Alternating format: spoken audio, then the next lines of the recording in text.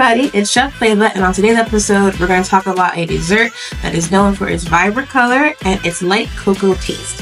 Today, we're going to talk about red velvet cake. So, let's get started.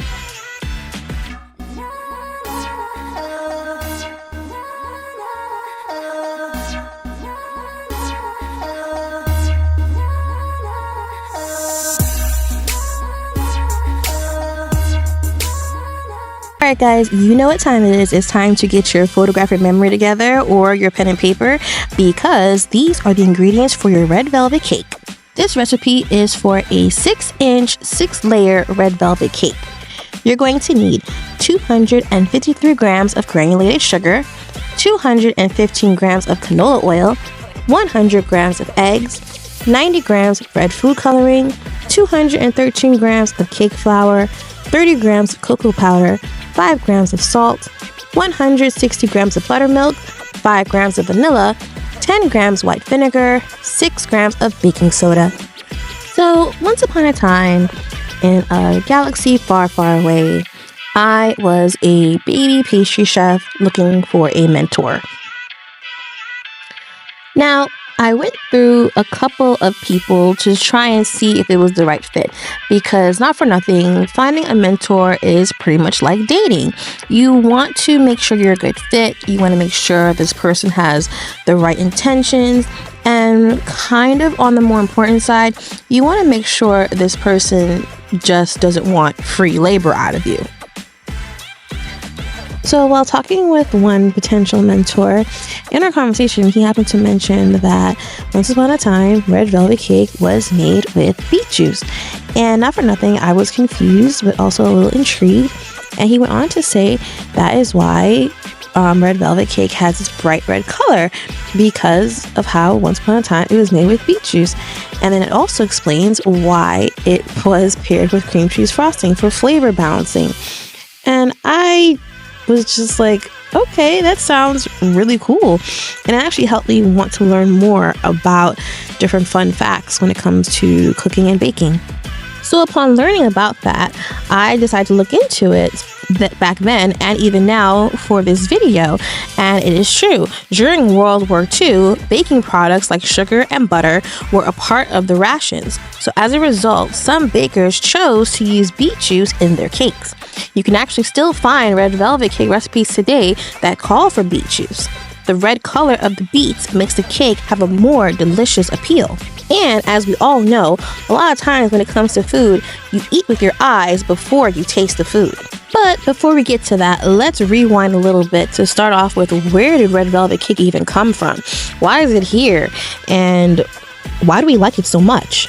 So now it is noted that the earliest velvet cakes date back to Victorian times, when bakers in both the United States and England began to use cocoa powder to produce cakes. So now this is around the time when people kind of wanted something more. Everyone's always trying to elevate something.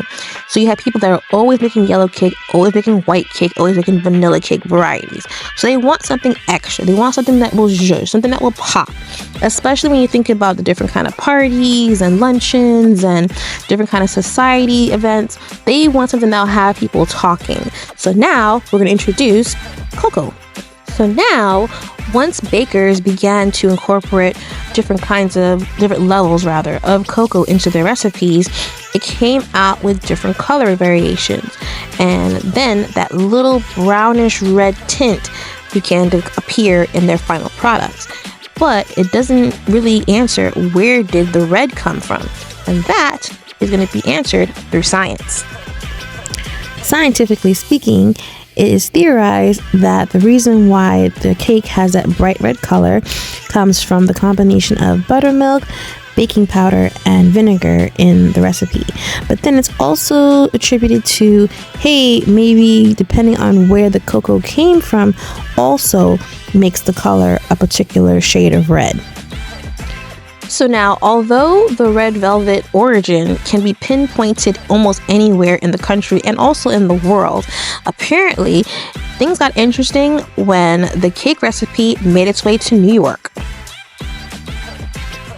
It can be noted that throughout history, there are specific states that really jump-started a lot of things.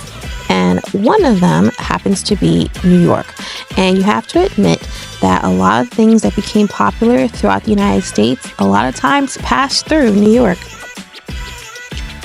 Although red velvet cake did become popular once the recipe hit New York, it didn't exactly get its big push until the involvement of John Adams and his wife Betty, who were a part of a food coloring company based in Texas.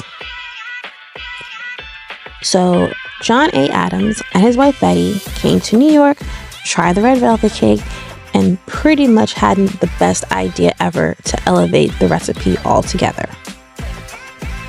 They decided to package the red velvet cake with the red food coloring and then incorporate their own special frosting to go with it, made with a roux. So now the original red velvet cake had the roux frosting, and to be honest, I have tried it. Once upon a time, I used to work at a specific bakery. We do not talk about them anymore, and they use the original roux frosting that goes with red velvet cake, and it's really delicious. The only thing is you have to make sure you do the recipe correctly, because if you do not, it will taste like a flour frosting on top of a really delicious cake. When it comes to a decision between the roux frosting and the cream cheese frosting, the cream cheese frosting does kind of gain more popularity because it is so much easier to make compared to the roux frosting. Over the years, the popularity of the red velvet cake did kind of decline, and not for nothing, that's pretty much how a lot of things are. They're trendy one minute, and then the next minute, people forget about it. But the popularity came back from a movie called Steel Magnolias because one of the characters had a red velvet cake made to the shape of an armadillo. Funny enough, I was asked to make a red velvet armadillo for a wedding a while back, and knowing what I know now and knowing all the challenges that come with making a cake like that, I wouldn't mind making it again, but I'd have to really, really, really be in the mood to make it. That's pretty much the gist I will say about that situation.